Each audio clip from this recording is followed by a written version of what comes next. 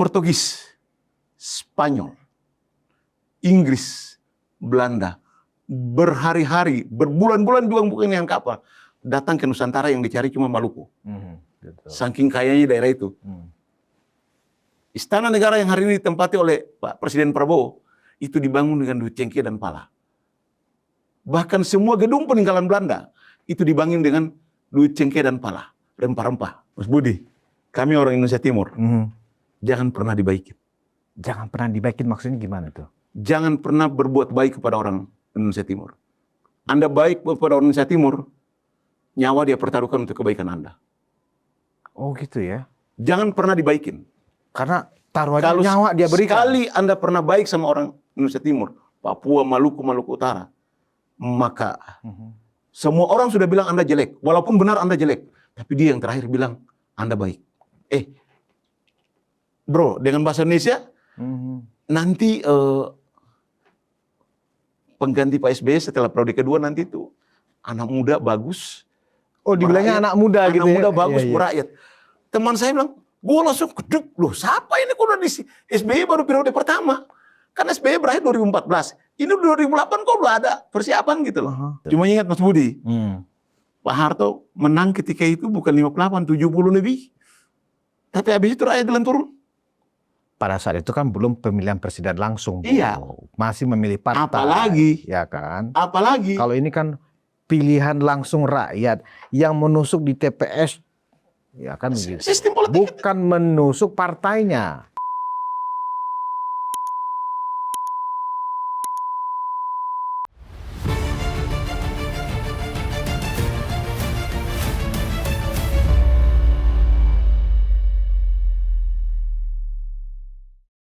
Hai, penonton Ruang Konsensus Unpacking Indonesia, bersama saya Budius Ma'rufilyang, anak sulung Mulyono, bukan ternak Mulyono.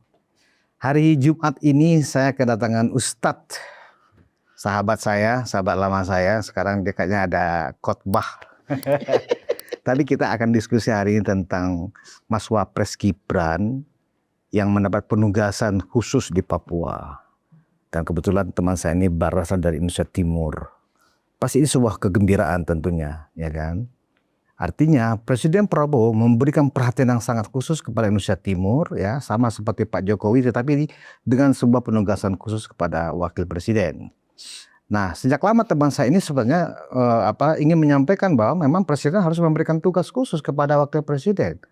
Dan nggak berapa lama, entah mungkin teman saya ini juga jangan-jangan juru bisik ini. Juru bisik Pak Presiden. Karena setelah itu nggak berapa lama keluar semacam instruksi dari Presiden untuk menugaskan Wapres Gibran di Papua. Saya sudah bersama Kisman Latumakulita. Pak Haji, apa kabar? Waalaikumsalam. Pagi, Assalamualaikum warahmatullahi wabarakatuh. Pemirsa Ruang Konsensus Unpacking Indonesia. Kita tetap semangat, bergembira untuk mengawal jalannya kehidupan bernegara sesuai dengan tujuan bernegara. Amin. Ahlan masalan. Ahlan. Hari Jumat, Bung Kisman penampilannya hari ini berbeda. Ah inilah. Kayaknya mau kasih khotbah ya hari ini. Mas Budi. Asal jangan khotbah nikah. Oh jangan. Khotbah nikah jangan hari Jumat, ya kan? Malam Minggu. Kalau khotbah Minggu kan besok.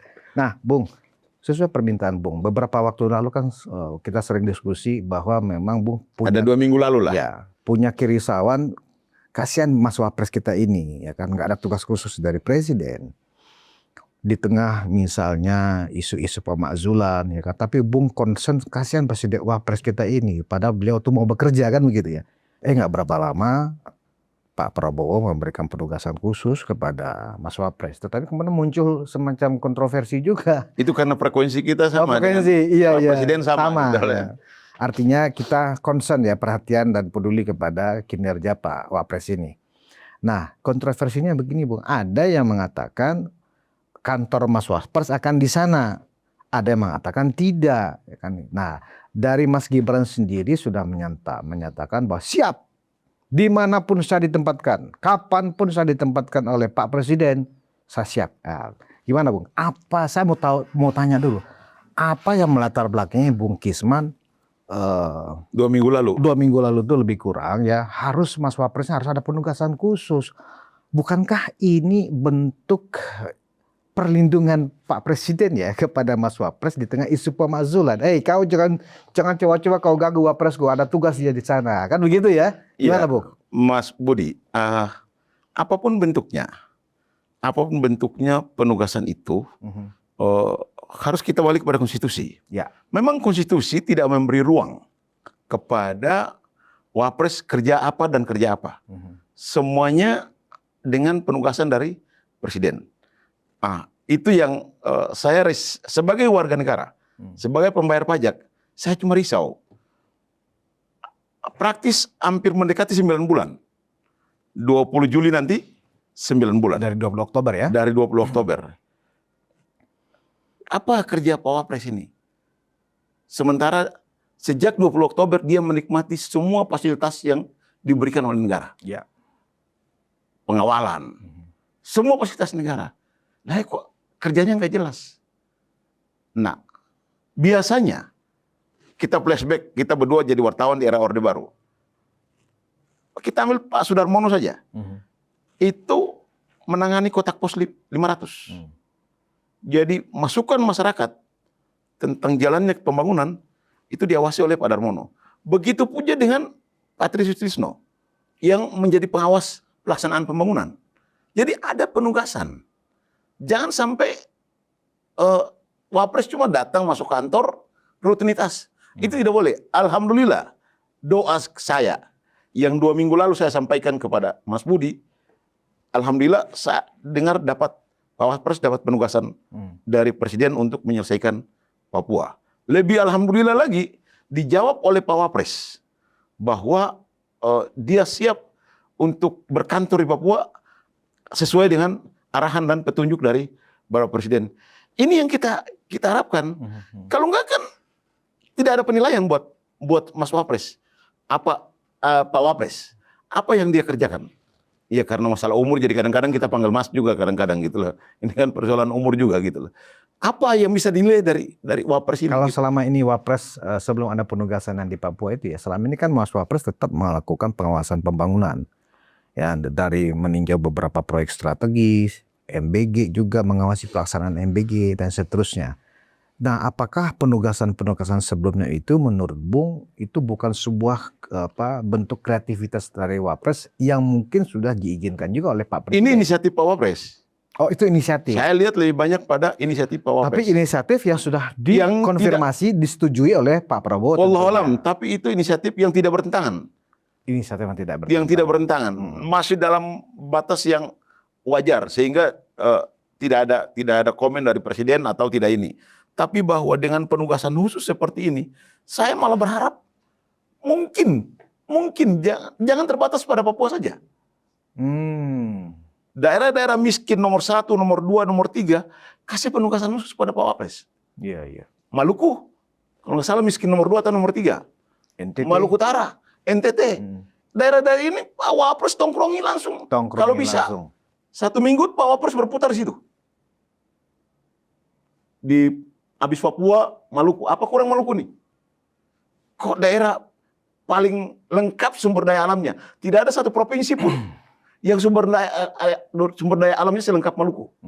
Anda bicara apa saja ada. Di daerah lain ada batu bara, ada minyak, tidak ada ikan. Ikan tongkol kelas dunia. Ada daerah lain ada nikel, tidak ada gas. Maluku nikel, gas, minyak, batu bara, semua paling lengkap, tapi miskin. Masalah dong. Untuk itu Wapres tongkrong ini nih. Dekat lagi Papua ke Maluku cuma 45 menit. Datang. Maluku Utara juga sama, miskin juga. Daerah yang begitu tambangnya dibangga-banggakan oleh Pak Luhut, oleh Pak Jokowi juga. Mas Budi tahu? Anak-anak mahasiswa di sekitaran tambang itu tunggakan uang SPP di Universitas Hairun Ternate hampir 26-27 miliar. Padahal tinggalnya di daerah kaya, tertambang. Nah, ini harus ditongkrongi oleh. Artinya masalah kerakyatan seperti itu karena sudah ada penugasan khusus, Bu Kisman ingin mengatakan jangan hanya Papua gitu ya. Jangan saya minta pada daerah yang masih relatif miskin sejumlah provinsi di Indonesia Timur harus dikunjungi Usul juga saya oleh kepada Pak Presiden, Pak Wapres. Pak Wapres diperluas ruang tugasnya. Iya, iya. Sehingga daerah yang tertinggal ini menjadi, biarkan Pak Wapres yang develop. Apa yang kurang? Apa yang kurang? Apa yang kurang? Tutupi yang kurang. Tutupi yang kurang. Ini daerah pulau. Bayangkan di Maluku itu, Mas Budi, dari Bandara Patimura Ambon itu namanya Pulau Kelang. Bandara Patimura Ambon penduduknya ada sekitar 10.000. Bandara Patimura Ambon itu, jarak ke pulau itu sekitar paling cuma sekitar 50 sampai 100 kilo. Pulau begitu besar, tidak ada sekitar hampir 1.000 hektar lebih lah, 2.000 atau 3.000 hektar. Lingkar pulaunya tidak ada jalan. Jalan mobil tidak ada. Komunikasinya cuma sebatas pakai speedboat. Saya pikir begini. Nah, itu yang harus ditongkrongin. Mas Wapres ini kan latar belakang terakhirnya di birokrasi adalah wali kota Solo, ya kan? Yes. Selama beliau lebih kurang menjabat 3 tahun ya, karena kemudian sudah masuk musim pilkada, sudah nyapres waktu itu kinerja Mas Gibran ini dalam meningkatkan PAD Kota Solo signifikan. Bahkan pertumbuhan ekonomi Solo terakhir itu tertinggi nasional, ya 7%, padahal nasional cuma 5%. Nah, dengan bekal pengalaman bagaimana menata dan mengembangkan Kota Solo biar seperti yang kita lihat sekarang lebih modern, ya, lebih tumbuh, ya. Setidaknya ketika kemudian Mas Wapres Gibran ada di Provinsi Papua, Maluku Utara, NTT, Maluku Utara, Papua Bardaya, Nusa Tenggara Timur, dengan cara bagaimana mengembangkan Kota Solo waktu itu, mungkin bekal itu bisa untuk membuat ada pembaharuan dan ada perubahan barangkali di provinsi-provinsi itu, ya. Itu tugas pemerintah. Tugas pemerintah. Kebetulan saya ya namanya wartawan. Kalau sudah dekat situ, kenapa tidak sekalian aja? Kalau sudah di Papua, kenapa tidak sekalian dengan Maluku dan Maluku Utara saja? Biar ketertinggalan pembangunan.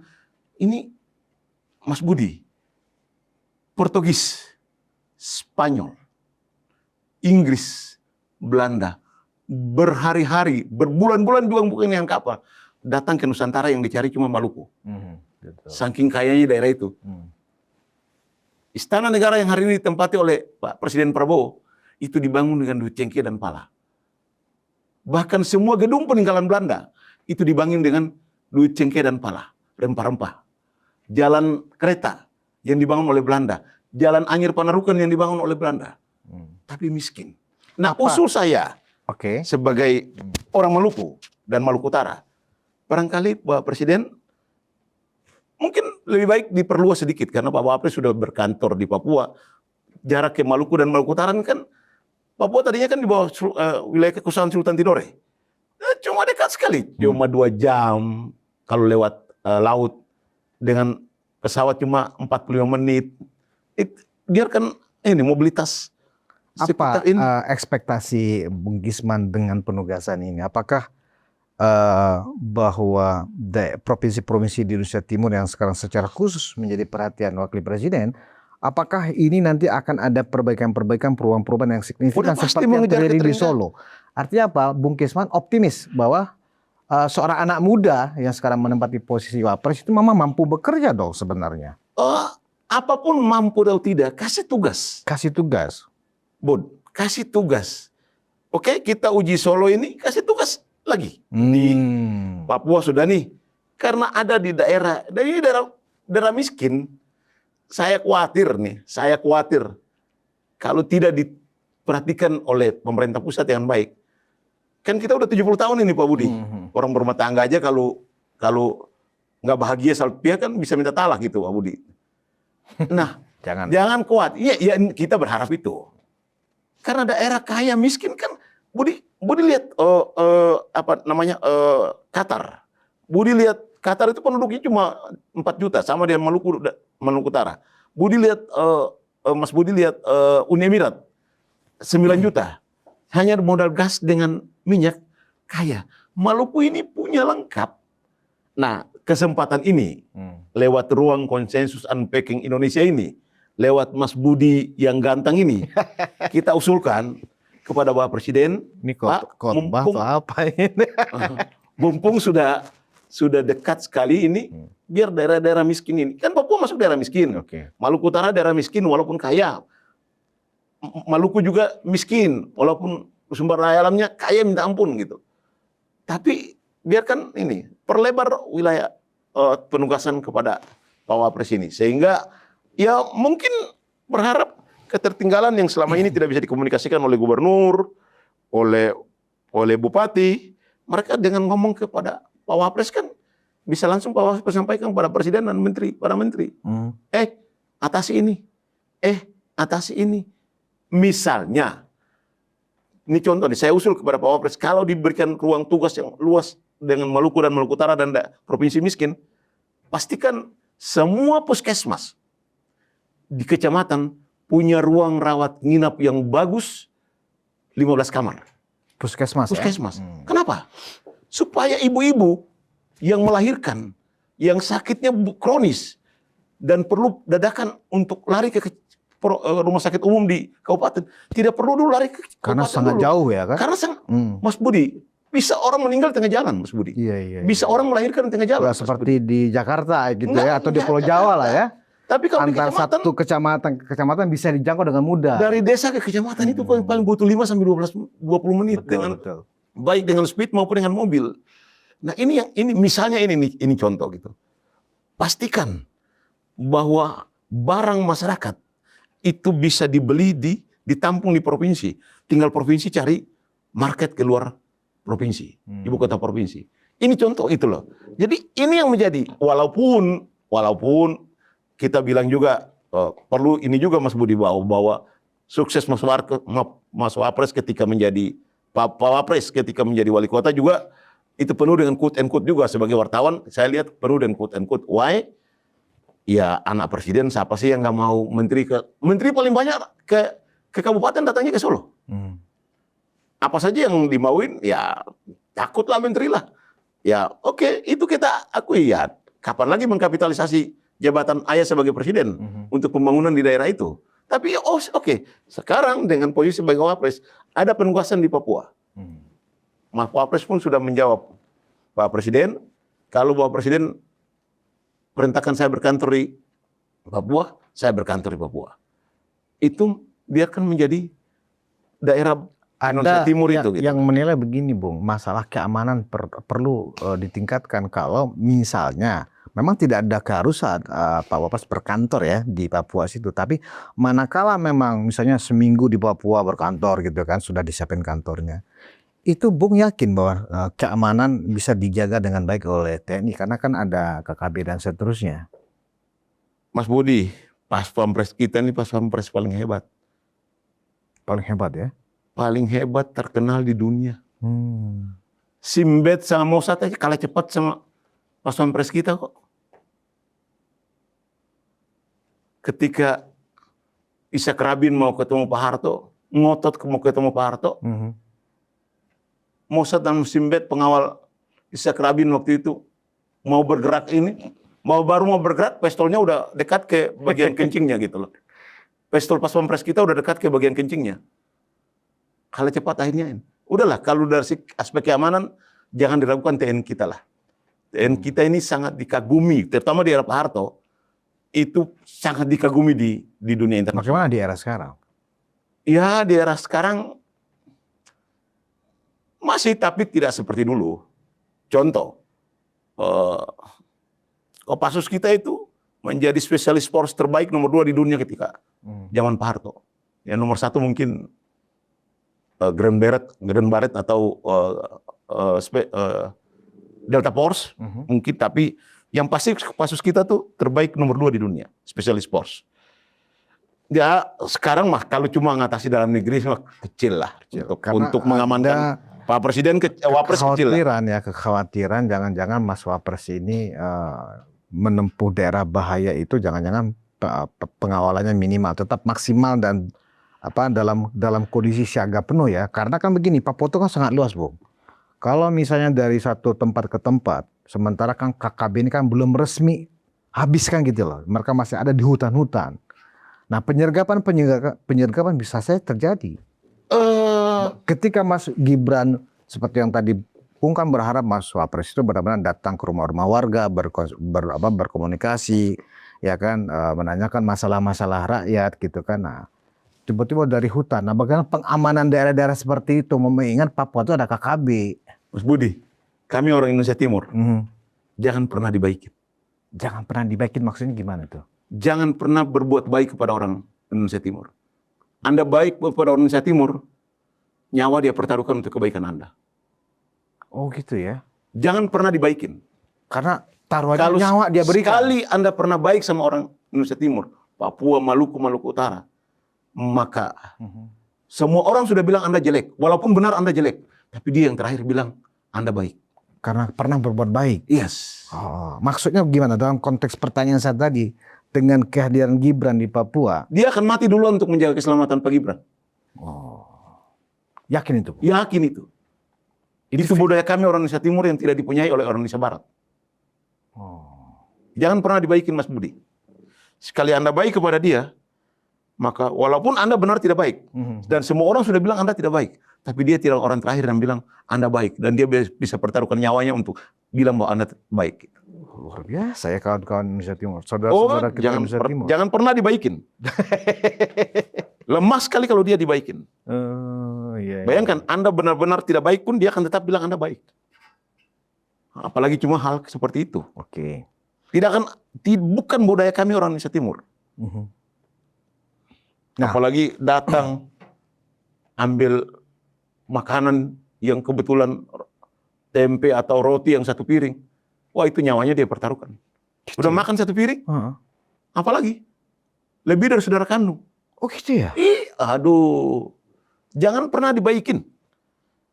Atau Mas Wapres datang di pantai, ada orang baru dari laut, dibeli ikannya. Duitnya nggak pernah dibelanjain, dilaminating buat anak cucunya. Ini duitnya Pak Gibran, Wapres Gibran. Luar biasa ya. Begitu. Dan dia pesan, ini orang-orang baik. Anak cucunya, turunannya harus tahu bahwa dia orang baik. Begitu kan. Jadi masalah keamanan, udahlah. Aman ya? Jangan tanyalah. Mental pengkhianat di kami orang Indonesia Timur itu tidak punya. Tidak punya. Untuk orang yang baik sama kita. Oke. Itu poinnya Mas Budi. Bung, penugasan yang diberikan oleh Presiden Prabowo kepada Wapres ini sebenarnya kan di tengah masih tingginya ya tekanan politik kepada Mas Wapres, khususnya seputar isu pemakzulan yang dilancarkan oleh sekelompok orang yang menamakan dirinya Forum Purnawirawan TNI. Nah, mereka ini sudah sudah menghadap Presiden malah. Tetapi justru respon Presiden seperti yang kita lihat hari-hari ini kan gitu loh. Apakah Bung melihat itu jawaban Presiden dari permintaan Forum Purnawirawan ini agar Wapres yang dimakzulkan justru diberikan kepercayaan malah, diberikan tugas malah. Dan Indonesia Timur adalah daerah sangat strategis, Bung. Jadi dan tidak jadinya pemajulan cuma ada di satu manusia, Presiden. Jadi dan tidak jadinya pemajulan yang diusulkan dari manapun. Kenapa Bung mengambil kesimpulan seperti itu? Bukankah pemakzulan itu ya secara konstitusi kan ada syaratnya? Iya, ada syaratnya. Bukan di tangan Presiden. Sudahlah. Tergantung political will Presiden. Coba dijelaskan dulu. Kalau political will Presiden bilang oke, maka semua celah hukum bisa dicari. Misalnya, pupuk apa bisa dibuka. Mas Budi tahu siapa kepala BSS Badan Sandi dan Cyber Negara hari ini? Pak Nugroho, mantan anggota tim Mawar. It's balik pada belas kasihan Presiden. Mau tidak Presiden? Kalau mau Presiden, jangan dong istilahnya bukan belas kasihan. Loh, ya itu tidak bisa dihindari. Contoh, Mas Budi, ketika Pak Bung Karno dilucutin, itu lewat operasi yang luar biasa, dahsyat gitu loh. Semua anggota DPR, MPR ketika itu tuh dalam pengawalan khusus. Mau apa? Tapi kita lihat dari sekarang ini, dengan riak-riak ini Mas Budi, saya menarik ke belakang. Baik pada Mas Wapres maupun pada kasus ijazah, ini kekecewaan dari, apa ya, bahasa saya tuh, Kekecewaan orang kalah. Kekecewaan dari intelijen lama. Karena kan para orang-orang yang ada di belakang inisiator yang meramaikan masalah ijazah palsu ini kan adalah anak Abah sebagai Iya, tapi tarik panjang lagi, ini dari yang tanda tangan saja, ini kelompok intelijen lawas lama yang mendesain Pak Jokowi jadi presiden mulai dari wali kota Solo. Oh. Kecewa dengan mereka mendesain Pak Jokowi jadi presiden Sebentar, sejak dari wali kota Solo. Sebelum masuk ke situ, Bung belum jawab pertanyaan tadi. Apakah penugasan ini adalah bentuk jawaban presiden ya terhadap keinginan dari Forum Purnawirawan TNI itu untuk memakzulkan wapresnya? Inilah jawabannya. Biarkan itu menjadi penafsiran, tapi bahwa presiden memberikan tugas kepada Pak Wapres, ini sesuai dengan keinginan saya yang saya diskusikan dengan Mas Budi 2 minggu lalu. Apakah artinya ini menutup kemungkinan teman-teman Forum Purnawirawan itu untuk melanjutkan aksinya gitu maksudnya? Bisa iya, bisa tidak. Bisa ya, bisa tidak. Tapi Bisa kalau tidaknya kenapa? Makanya saya bilang saya tarik ke belakang. Kalau ini bentuk kekecewaan kepada desain Pak Jokowi dari wali kota Solo menjadi presiden, maka ini juga bentuk hukuman kepada Pak Jokowi.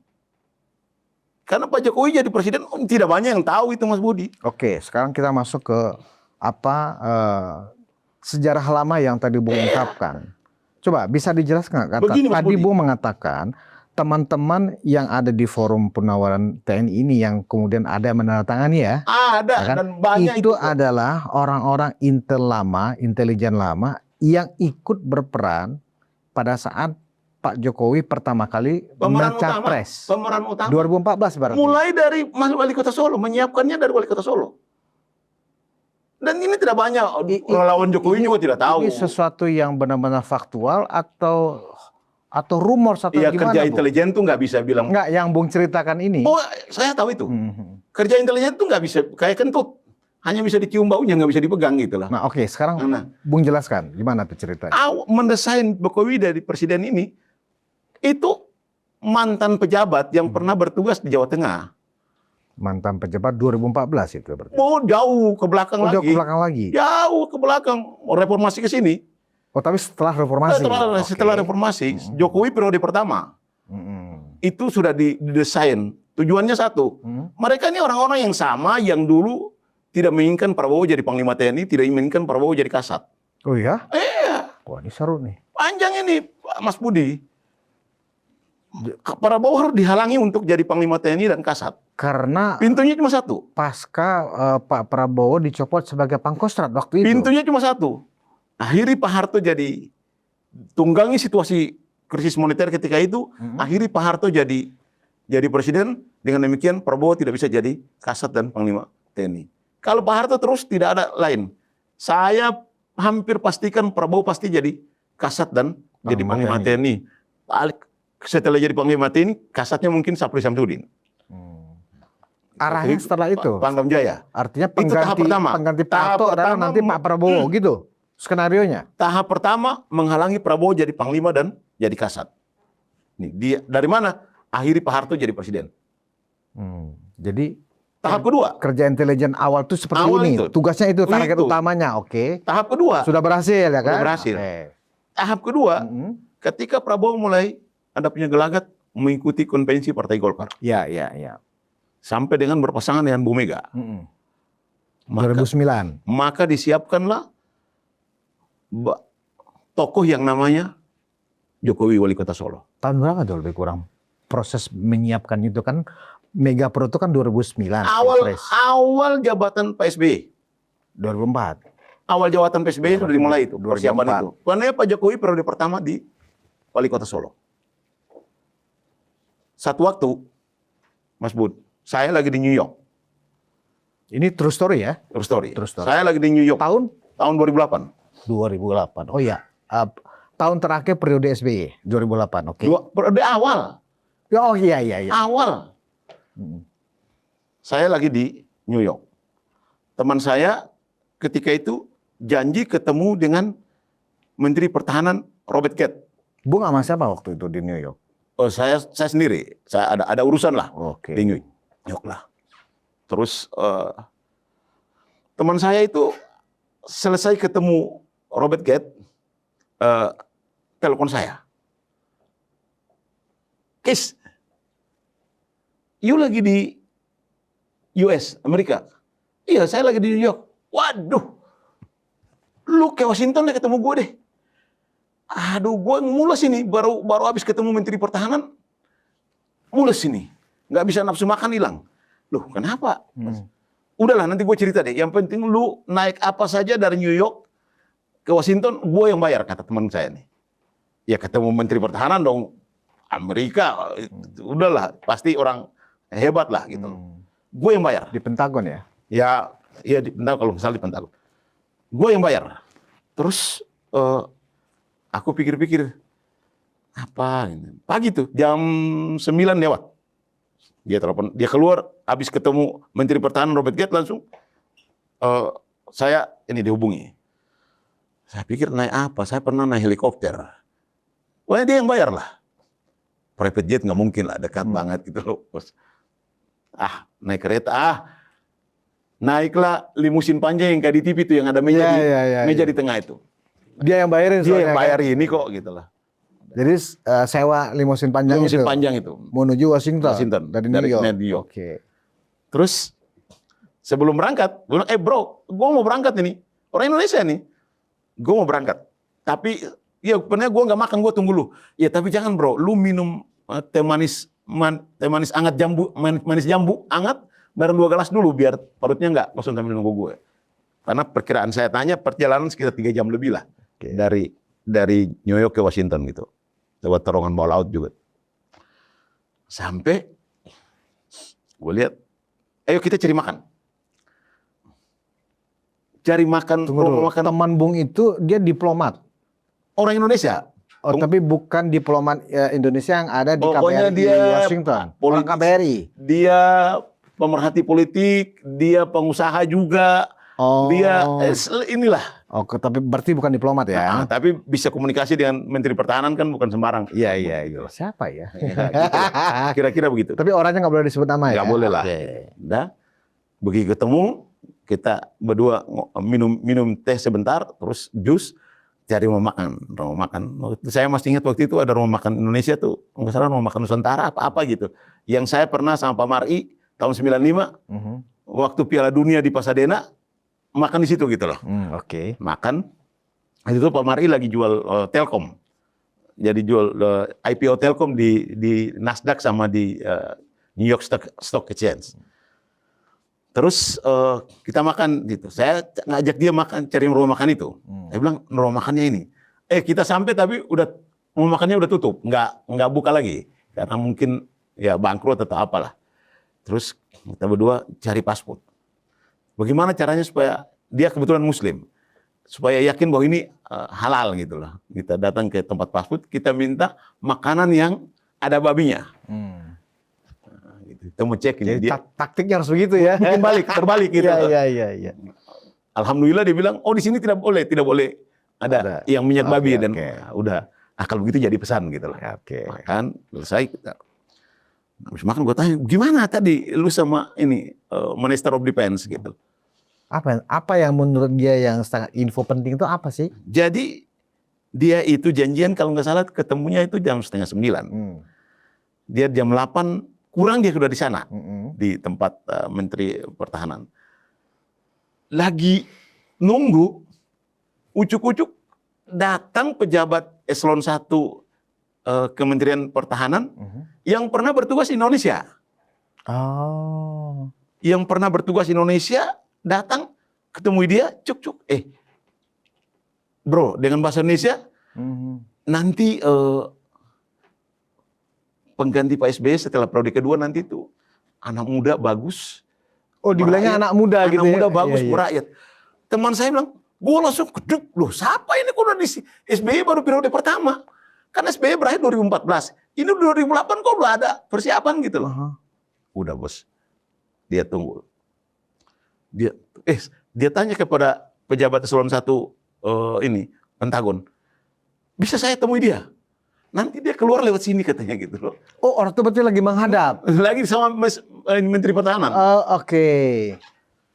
Berarti dia keluar lewat sini katanya. Oke. Teman itu kedok masih siapa gitu ya? Apa ini? Iya. Dia lihat pas 47 menit, ucuk datang. Pak, punten menik waku wong Solo, Pak.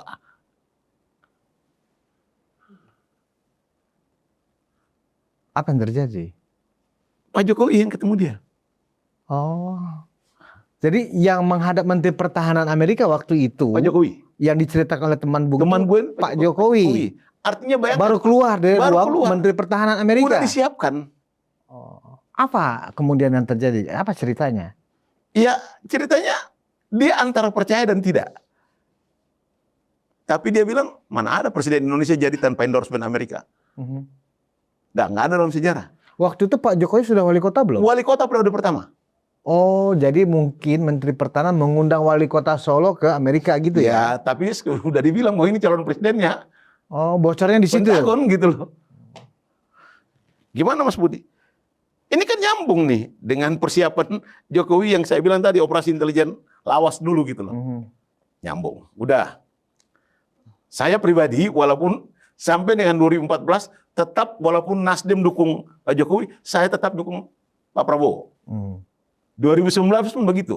Bahkan saya dirikan sama Mas Tony Hasim, dirikan FNN cuma untuk melawan semua media yang menyerang Prabowo. Prabowo, ya. Mendukung Jokowi, menyerang Pak Prabowo. Saya sama Tony Hasim pasang badan untuk mendirikan FNN. Oke, ya. tetap mendukung Pak Prabowo. Ya, karena right wrong is my friend. Not wrong my sendiri. Nah, kira-kira begitulah. Oke. Udah berkawan, ya begitulah orang Maluku. Gitu. Kira-kira begitu. Dan udah saya balik ke Indonesia. 2009 ada seminar teritorial di Bali. 2009. Oke, itu sudah periode terakhir Pak SBY itu mau pilpres, ya toh? 2009 ada seminar teritorial di Bali. Maksudnya seminar Angkatan Darat gitu ya? Iya, namanya teritorial ya. Iya, pasti kalau teritorial ya bicara yang Angkatan Darat. Angkatan Darat, oke. Di Bali ya? Di Bali. Saya dihubungi sama Waktu itu kasatnya siapa? kalau tidak salah Pak Agus Tadi Sasongko. Oke. Pak Pangkostratnya kalau nggak salah Pak Jos Daisuta. Toyota, orang Ambon juga. Ya. Iya, iya. Saya dihubungi sama sekretaris dari pimpinan TNI ketika itu, sama Mas Kisman. Tiket sudah kami siapkan. Mas Kisman dan Mas Tony Hasim Berangkat ke Bali? segera ke Bali menghadiri Seminar. Oke. Teritorial di Bali. Wah, Mas Budi, sampai di sana semua pembicara tentang teritorial itu Siapa aja? bukan sipil. Yang sipil cuma satu orang. Satu orang? Satu orang. Bung lihat dengan mata kepala sendiri? Gua hadir di acara gua sama Tony Hasim. Makin mengingatkan saya kepada peristiwa 1 tahun lalu di Washington.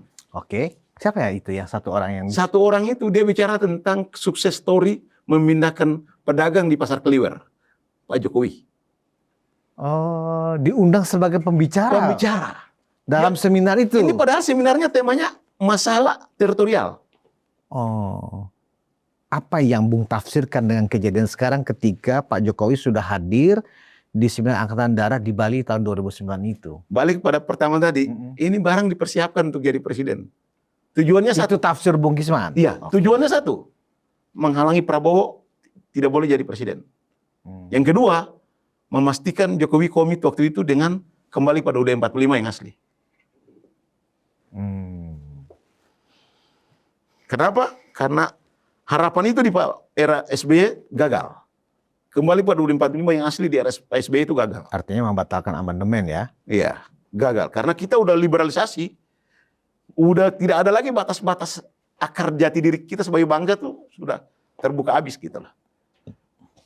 Gagal di era SBY, disiapkanlah Jokowi untuk kembali pada UUD 45 itu. Oke, selanjutnya. Nah, proses jalan. Oke. Jadilah. Kalau Mas Budi lihat di situ, salah satu tokoh paling sentral itu ikut tanda tangan. Dari 5 yang tanda tangan itu, diperiksa aja lah. Kira-kira begitu. Itu. Jadilah Pak Jokowi jadi presiden. Dalam perjalanan, Amerika kecelek, karena Pak Jokowi lebih banyak ke Cina. Agenda untuk kembali kepada, sudah berhasil ini.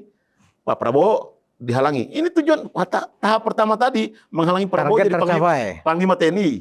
Tercapai. Tahap kedua, halangi Prabowo jadi presiden tercapai. Orang-orangnya masih sama.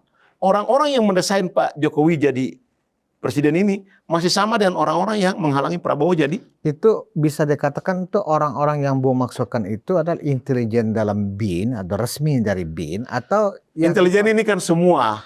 Ada yang tidak di organisasi pun tetap aja Intel. Intel kan nggak pensiun, Budi. Sampai mati di bawah. Oke. Hanya sesama intelijen saja yang saling tahu gitu loh. Nah, udah saya wartawan mencermati peristiwa itu. Nah, udah dalam perjalanan baik, udah sukses. Satu sukses mereka menghalangi Pak Prabowo jadi Panglima TNI dan Kasat. Sukses lagi menghalangi Pak Prabowo jadi presiden 2 kali sukses. 2014, 2019. Dalam perjalanan, baik tujuan utama kembali pada UUD 45 yang asli gagal, delalah Pak Jokowi bukan malah menyiapkan kader bangsa, menyiapkan anak-anaknya untuk pimpin masuk di pemerintahan. Apa yang terjadi hari ini? Tapi kan Pak Jokowi juga berhasil menjadikan Pak Prabowo sebagai pelanjut di 2024 ini. Itu iya, ujung. Tapi bahwa tujuan pertama besar gagal, yang terjadi kemudian Pak Jokowi siapkan anaknya. Ketika dulu menyiapkan Pak Jokowi untuk mau maju ke Gubernur DKI dan Wapres, semua persoalan yang berkaitan dengan ijazah dan lain-lain itu sudah diketahui semua, Mas Budi. Tapi gini, Bung. Semua udah ketahui. Boleh saja kita kemudian mungkin ada semacam relasinya ya kalau ditarik ya ke perjalanan dari 2009 dari Pentagon Amerika kemudian ke Bali, kemudian terpilih menjadi presiden 2014, 2019. Tapi kan itu semuanya dipilih rakyat. Betul. Mana mungkin bisa di setting sedemikian rupa. Ya tidak ada orang yang tidak bisa jadi presiden tanpa dipilih rakyat. Bahwa menyiapkan tokoh, mengkondisikan tokoh yang tadinya cuma modal pasar keliwer, jadi itu nggak kerja. Belum ada relawan ketika itu, belum ada ternak Jokowi, belum ada. Ternak Mulyono. Ternak Mulyono belum ada gitu loh. Orang-orang ini yang menyiapkan. Belum ada, Bud. Orang-orang inilah yang menyiapkan. Para tokoh ini yang menyiapkan gitu loh. Bayangkan tuh disiapkan. Termasuk mungkin juga disiapkan untuk ketemu dengan Menteri Pertahanan. Mereka yang menyiapkan Pak Jokowi ada di kursi kepresidenan, kemudian kecewa. Iya kecewa. Dan sekarang kekecewaan itu mereka bergabung di dalam forum Purnawirawan, gitu maksudnya? Ada di forum Purnawirawan, ada juga sudah ada juga yang di dalam pemerintahan Pak Prabowo juga ada. Berarti kalau ada dalam pemerintahan Pak Prabowo gawat juga, Bung Kisman. Kenapa saya bilang gawat ya kan? Kan dia menjalankan misi pertamanya adalah jangan sampai Pak Prabowo menjadi Kasat dan Panglima TNI. Ya itulah kehebatan ya, kan? Pak Prabowo, Budi. Tapi kemudian ada orang itu sekarang ada di dalam pemerintahan Pak Prabowo. Itulah hebat. Siapakah dia? Hebatnya Pak Prabowo. Bung kasih bocoran dah. Bukan 1, 2. Bocorannya siapa ini? Bukan 1, 2 Mas Budi. Siapa? Salah satunya siapa? Nantilah. On the record. Nanti saya ke sana. Oke. Hebatnya Pak Prabowo. Itu hebat. Semua yang mulai memecat dia, memberhentikan dia, melalui DKM dan lain-lain, semua dirangkul dalam pemerintahan Pak Prabowo sekarang. Hebat Bapak ini. Dia tinggalkan masa lalu, dia jadikan kaca spion. Ini makanya saya sering bilang Pak Prabowo ini ultranasionalis. Kaca spion cuma dipakai untuk menatap ke depan. Yang ke belakang cuma menjadi patokan aja untuk ini kiri, ini kanan, ini kiri, ini kanan. Biar nggak nabrak kiri. Semua kanan, ditinggalkan masa lalu, perbedaan. Termasuk mereka yang copot. Berarti menurut Bung Pak Prabowo tahu nih sebenarnya kerja intelijen yang menggagalkan beliau. Pak Prabowo ini kan intelijen, salah satu intelijen terbaik Republik ini. Iya. Orang Satuan Densus 88 yang tidak ada ya dia bikin ada kok. Udahlah kalau urusan intelijen jangan tanyalah. Saya ingatkan yang merancang operasi menggagalkan Pak Prabowo sebagai Kasat, Pangkostrat kemudian Panglima. Termasuk gitu ya. juga presiden. Termasuk presiden direkrut. Sekarang bergabung. ada di dalam. Luar biasa. Hebatlah. Nah ini aku bilang kekecewaan mereka kepada baik kalau saya lihat baik ijazah maupun ini masih Ijazah, satu fragmen ini masih pemakzulan, satu frekuensi satu ini. frekuensi. Satu frekuensi. Oh intelijen lama yang kecewa dengan Pak Jokowi karena Pak Jokowi tidak komit. Sudah bayangkan tuh mereka sudah teman mereka yang namanya Pak Prabowo, adik mereka yang nama Prabowo sudah dihalangi jadi presiden 2 kali, tapi Pak Jokowi tidak komit dengan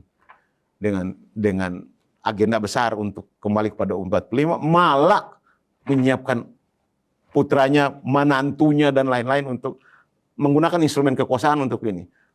Mungkin saja bagi mereka ini pengkhianat. Pengkhianatan kepada komitmen, bukan kepada ini. Pengkhianatan kepada komitmen. Dulu kita mau ini kan harusnya begini. Kalau di dunia mafia itu kan begitu tuh. Ada hukuman kepada orang yang tidak prestasi dari komitmen. Itu yang saya lihat. Jadi pemakzulan ini sebenarnya sebagai ekspresi sakit hati ke Pak Jokowi. Bagian kekecewaan kepada Pak Jokowi. Karena mereka mendesain dari wali kota, periode pertama, periode kedua, masuk lagi DKI sebagai gubernur. Kan mereka juga yang meyakinkan Pak Prabowo untuk terima Jokowi untuk dicalonkan jadi gubernur DKI. Ini kan ada 4 orang yang tanda tangan surat pemakzulan itu ke DPR ya, Bung? 4. Awalnya kan 5, ya kan ada Pak Tri, lah kan sekarang tinggal 4. Pertanyaan saya, apakah intelijen lama yang Bung maksudkan itu salah satu di antara 4-nya ada atau tidak ada? Nah, lebih dari 1 lah. Oh, ada lebih dari 1 di antara 4 ini ada lebih dari 1 lah. yang ikut merancang, menyiapkan Pak Jokowi ini jadi presiden. dari presiden. Lebih dari 1 lah. Ya ini pembelajaran buat kita semua Kalau selama ini hanya dituduh atau dinilai bahwa 4 jenderal ini, misalnya Pak Fahrul Razi karena sakit hati karena diberhentikan dari Menteri Agama, ya kan? Yang sebelumnya waktu 2019 itu kan Pak Fahrul Razi ini kan ketua Bravo 5 kan begitu? Iya, Bravo 5. Bravo 5, ya kan? Nah, dikasih kepercayaan sebagai Menteri Agama. Pak Fahrul juga anggota Dewan Kehormatan Militer yang memecat. Iya, betul. Nah, ternyata tidak hanya karena dipecat ya. Tapi kenapa gabungnya kemudian Fahrul Razi ke 01, ke Anies Baswedan maksudnya? Ya itu pilihan lah. Kita juga tidak tahu apa. Tapi bahwa kalau bilang intelijen lama yang mendesain, yang tanda tangan gue bilang Mas Budi lebih dari 1. Yang ikut intelijen lama itu lebih dari 1? Lebih dari 1. Di antara 4 orang ini ya? Di antara 4 orang itu aja lebih dari 1 gitu loh. Jadi ya tidak banyak wartawan tahu ini gitu loh. Salah satunya sudah disebut nih sama Bung Gisman, Fahrul Razi. Iya benernya nggak banyak. Nyari satu lagi siapa ini ya kan? Oke. Nah, ya tinggal dilihat situ yang punya latar belakang intelijen siapa gitu. Nah, sepertinya memang Pak Prabowo pun mungkin mengetahui ya latar belakangnya. Sangat tahu Mas Budi. Kemudian respon dari Pak Prabowo adalah mungkin sudah bicara ya. Yang kalau bahasa setelah memanggil juga Pak Wiranto, ya kan, kemudian Pak Wiranto mewakili Presiden menjelaskan hasil pertemuan dengan Forum Purnawirawan yang penjelasannya sangat normatif gitu ya. Nah, kira-kira dengan penugasan Mas Gibran sebagai Wakil Presiden di Papua ini, itu kan adalah bentuk atau cara Pak Prabowo mengambil jalan tengah. Apa Bung sepakat ini adalah jalan tengah? Pokoknya penugasan Mas Gibran di Papua ini bagus. Bagus kenapa? Saya sebagai warga negara ini, sebagai pembayar pajak nih, minimal fasilitas negara yang dipakai oleh Pak Gibran itu tidak sia-sia dengan penugasan khusus. Usul saya kepada Bapak Presiden, karena Papua dekat ke Maluku dan Maluku Utara, diperluas. Iya, satu sisi itu memang penugasan bagus. Bagus. Dalam perspektif politik yang mutakhirnya itu seperti apa pandangan? Bagus saja. Bagus saja. Bagus saja. Dikaitkan dengan keinginan, desakan dari forum untuk memakzulkan. Nah itu bebas orang menafsirkan lah. Kadang-kadang kita berdua menafsirkan juga. Saya sekarang nanyanya ke Bung Gisman, kalau menurut Bung gimana? Bagus. Penugasan ini bagus gitu. Penugasan ini bagus. Artinya Pak Prabowo tidak sepakat dengan keinginan para forum purnawirawan. Itu tafsirannya beda. Silakan menafsirkan. Artinya Bung nggak sepakat dengan apa yang saya sampaikan kalau ini? bilang itu saya tidak sepakat. Bukan. Tidak setuju, tidak sepakat sama aja. Bagaimana caranya kita menafsirkan mereka punya pemikiran gitu loh.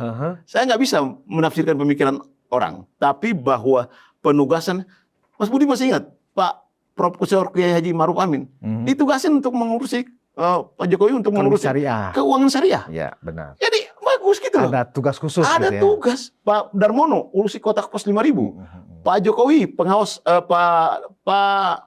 Pak Trisutrisno mengawasi pembangunan. Itu bagus.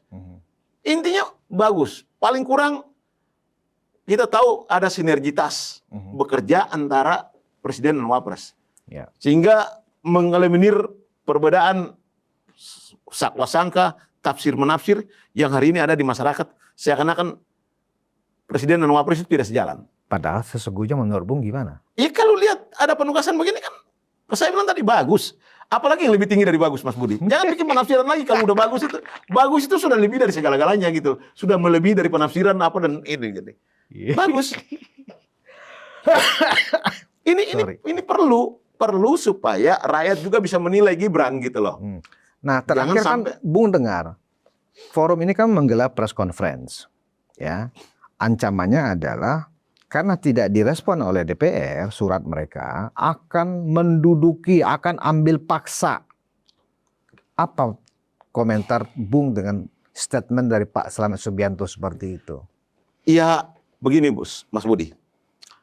Tadi saya bilang, ya balik lagi, kalau dicari celah hukumnya untuk Pak Gibran, untuk hari ini belum ada celah hukum. Untuk memberhentikan, majulkan Pak Gibran. Tapi kalau kekuasaan politik yang hari ini sentralnya Pak Prabowo mau, maka tidak ada yang tidak bisa. Semua bisa. Celah hukum itu tidak penting. Nah, kalau menduduki dan mengambil paksa kan bukan celah hukum itu, Bung, seperti yang disampaikan Mas Budi, pertanyaannya, 98 ada celah hukum apa? Ada kesalahan Pak Harto apa? Artinya apa ini? Artinya Bung membenarkan dan sepakat dengan rencana atau semacam ancaman intimidasi dari forum. Masing-masing silakan menafsirkan. Tapi kalau kita balik pada pelajaran 98, apa sih kesalahan Pak Harto? Nggak ada itu. Tapi rakyat bilang turun. Nah, balik kepada rakyat hari ini. Kalau rakyat bilang Mas Gibran turun, apa yang tidak bisa? Mari kita balik kepada Pak Harto. Kalau Bung sendiri sebagai seorang wartawan senior, dengan banyak sekali mengetahui hal-hal yang ada di underground, Bung setujunya kemana? Setuju diganti, dimakzulkan, atau ikutin aja apa kata Pak Presiden? Saya satu, ikuti Pak Presiden. Yang kedua, saya ikuti maunya rakyat. Berarti ada dua dong, Bung. Tadi kan hanya satu orang, hanya tergantung Pak Prabowo sebagai presiden, bukan tergantung rakyat. Kalau tergantung rakyat sudah jelas lah, 58% itu akan bergerak kalau itu dipaksakan. Kan begitu. Cuma ingat Mas Budi, Pak Harto menang ketika itu bukan 58, 70 lebih. Tapi habis itu rakyat jalan turun. Pada saat itu kan belum pemilihan presiden langsung, Bung. Iya. Masih memilih partai. Apalagi. Ya kan? Apalagi. Kalau ini kan pilihan langsung rakyat yang menusuk di TPS. Ya kan begitu. Sistem politik. Bukan menusuk partainya. Oke, tapi sistem politik kita tidak ada celah lain kecuali pilih partai. Bahwa Golkar menang ketika itu 70% lebih. Tidak ada kesalahan Pak Harto, malah pertumbuhan ekonomi 7,1%. Tertinggi ketika itu. Kita masuk 4 macan Asia bersama Hong Kong, bersama Korea Selatan dan bersama dengan Singapura.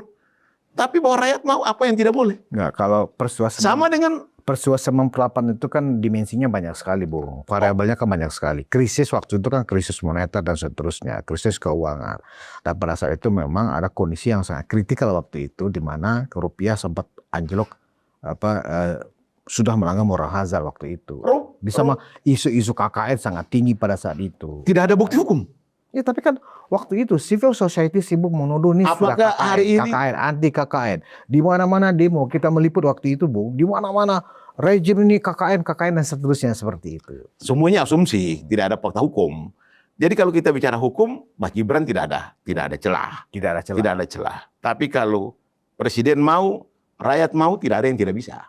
Oh gitu ya? Tidak ada yang tidak bisa. Itu dua hal yang berbeda menurut Bung Kisman. Loh, kita dengan secara celah hukum tidak ada. Pak Harto, tapi rakyat mau. kalau rakyat mau itu lain cerita. Rakyat mau. Gitu. Kita habis pemilihan, jarak antara Pak Harto jatuh dengan Dengan pemilihan Artinya, pemilu berapa persen? Kalau rakyat nggak mau juga nggak ada masalah. Nggak ada masalah. Oh, oke. Pasti presiden dengan rakyat. Jadi bayangkan tuh Pak Harto itu habis Golkar menang 70% lebih loh. Pak Prabowo cuma 56 dengan Pak Gibran. Hari ini yang dukung Pak Prabowo yang dukung Pak Prabowo tidak lagi yang pasangan Pak Prabowo sama Pak Gibran. Yang di Anies juga sudah dukung Pak Prabowo, yang di Ganjar juga sudah dukung Pak Prabowo. Buktinya apa? Hasil survei dari LSI Saiful Mujani 80% lebih 81. mendukung Pak. Itu kan bukan berarti pendukung Pak Prabowo sendiri yang dan Pak Gibran yang 56%. Yang Ganjar juga udah dukung Pak Prabowo, yang harapan untuk perbaikan kan itu sudah ada. Dukungannya kan makin besar. Makin besar. Artinya Pak Prabowo pasti melihat dukungan itu. Jadi kalau dukungan itu nanti kita lihat petanya di bawah. Kalau desakan itu makin kuat, desakan itu makin membludak, desakan itu seperti kita dulu sampai menguasai DPR apa segala macam. Pak Sapri sama Pak Sapri Pangdam Jaya juga nggak bisa apa-apa. Kita lihat aja nanti. Menurut Bung, desakan pemakzulan Gibran ini makin kuat. Kita lihat nanti. Enggak, menurut pengamatan Bung di grassroots. Saya belum bisa ngambil kesimpulan. Kita lihat aja nanti bahwa ini bagaimana gitu loh. Oke. Tapi bahwa Bung nggak berani tegas juga ketika saya tanya. bukan masalah ini. Politik ini kan mana bisa kita prediksi, Mas Budi. Gak bisa juga kita prediksi. Buktinya apa? Saya udah tahu kok bahwa 2008 saya udah tahu bahwa yang bakal ganti SBY itu adalah. Berarti Bung sudah tahu 2029 pasangan Pak Prabowo siapa? Sampai hari ini belum tahu. Maksudnya begini, Mas Pintar Budi. kali ngelesnya. Saya 2008 udah tahu bahwa Oke. bakal jadi presiden itu adalah Pak Jokowi. Tapi saya tetap dukung Pak Prabowo di 2014 gitu loh. Artinya itu pilihan juga gitu loh. Mau bilang apa gitu loh. Tapi bahwa eskalasi politik, saya masih yakin aja tuh enggak lah Pak Prabowo yang menang. Tapi dinamika politik besok ini kita nggak tahu. Hari ini kita bilang tidak, tapi besok rakyat marah, membludak. Syukur-syukur nih, alhamdulillah nih ada pekerjaan baru nih buat Mas Gibran. Kalau tidak duduk-duduk saja, loh, wah Gibran wapres kok makan pakai duit rakyat, kok tidak ada kerjaan apa-apa. Itu kan jadi. Kan Mas Gibran sudah keliling kemana-mana. Hari pertama aja tanggal 20 Oktober setelah dilantik langsung meninjau terowongan yang sedang dibangun waktu itu di Jalan Sudirman, Bung. Itu kan proyek strategis nasional. Jalan-jalan udah Jadi bagus. saya nggak sepakat dengan Bung mengatakan Mas Gibran selama ini sebelum ada penugasan hanya duduk-duduk saja. Enggak, Mas Gibran itu sudah keliling kemana-mana. Dan katanya beliau itu seizin presiden. Frekuensinya tidak berbanding lurus dengan fasilitas negara yang dia peroleh gitu loh. Ya, itu Satu minggu dia kemana, satu minggu. perlu diperjelas juga. Jadi begini, Bung, kalau juga terlalu aktif Mas Gibran ini sehingga Bung ingin membuat sebuah logika harus setara dong dengan yang dikeluarkan oleh negara. Nanti dicurigai pula oleh Pak Prabowo yang presiden siapa nih sebenarnya, kan begitu. Jadi saya pikir apa yang dilakukan Mas Wapres sebelum ada penugasan khusus ini cukup proporsional. Tinggal Pak Wapres, Pak Presiden, saya jangan nganggur. Tugaskan saya anak buah Bapak. Bapak di depan, saya semua pelaksana tugas. Bapak mau suruh saya apa saja, saya laksanakan. Tinggal datang aja bilang begitu. Supaya saya jangan nganggur, Pak. Supaya rakyat jangan lihat saya menikmati fasilitas negara. Keluarga dapat fasilitas negara, anak istri dapat fasilitas negara, tapi bapaknya, ini nggak berbanding lurus, nggak worth it lah kalau istilah ini. Antara fasilitas yang diterima dengan fungsi saya sebagai Wapres ini kayaknya belum. Tapi alhamdulillah, yang kita syukur, diskusi kita berdua 2 minggu lalu, frekuensinya sama dengan Bapak Presiden. Kan kita berdua diskusikan, bagaimanapun Pak Wapres harus dikasih tugas. Apapun tugas itu. Bung ini layaknya memang jadi juru bicara Wapres untuk Indonesia Timur kayaknya. Mas Budi aja kalau gitu. Kalau Wapres ini saya usulkan Mas Budi aja gitu loh. Karena kalau cocok kan Bung dari Indonesia Timur ya kan. Mas Wapres butuh wartawan senior sebagai public speakingnya ya kan. Saya pikir Bung Kisman laku kulita. Cocok sekali. Awak kalau orang anak Medan, awak tahu awak di Ulo. Tapi Sorawa gitu. Ini. Makasih Bung. Iya. Penonton Ruang Konsensus, hari ini seru sekali diskusi kita dengan, ya inilah kalau kita berdiskusi dengan teman lama sesama jurnalis ya kan. Banyak cerita-cerita kisah lama yang mungkin teman-teman penonton bisa menafsirkan sendiri ya kan. Peristiwa-peristiwa dari 2008 ternyata Pak Jokowi sudah bertemu dengan Menteri Pertahanan Amerika pada saat itu dan ternyata dikaitkan juga dengan persiapan Pak Jokowi 2014 itu juga sebuah fakta. Tapi apakah ada kaitannya? Silakan tafsirkan sendiri. Itulah. Itulah enaknya bercerita tentang sejarah, true story, ya kan? Dan bahwa kemudian ternyata ada juga kaitannya teman-teman atau orang tua kita yang ada di Forum Purnawiran TNI itu, ya ada irisannya juga ternyata dengan Jokowi Pak awal-awal. Jokowi di awal-awal waktu 2014 itu juga apakah ada relasinya? Ya silakan menafsirkan sendiri. Yang jelas saya sudah konfirmasi ke teman saya Bung Kisman ini itu true story, bukan hoax, bukan yang tidak ada kejadiannya, ada kejadiannya. Demikian dulu hari ini kita bercerita tentang yang ringan-ringan dan bagaimana hubungan Pak Prabowo dengan Mas Wapres? Baik-baik saja. Baik-baik saja. Terima kasih atas perhatian Anda. Kita bertemu di episode selanjutnya. Wassalamualaikum warahmatullahi wabarakatuh. Waalaikumsalam warahmatullahi wabarakatuh.